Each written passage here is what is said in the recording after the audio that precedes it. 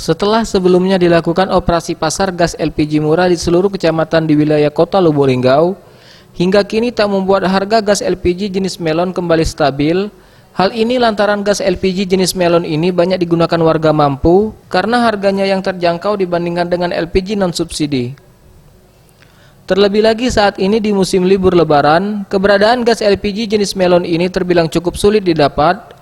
Diakui sejumlah warga yang berada di Kelurahan Jawa Kanan, Kecamatan Lubuk Linggau Timur 2, Kota Lubuk Linggau, di mana saat ini harga gas LPG jenis 3 kg terbilang mahal, padahal harga resmi di tingkat pangkalan hanya berkisar Rp18.000 per tabungnya, namun kini melambung tinggi mencapai Rp25.000 sampai Rp30.000 per tabungnya. Kita ya masyarakat kecil bisa membeli gitu. Jangan sampai seperti sekarang ini sampai harga 20. Berapa Bu beli gas LPG? 25.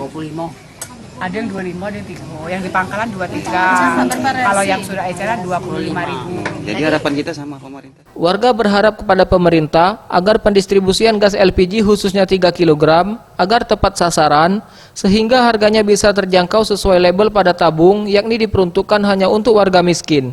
Tim Liputan Sriwijaya TV.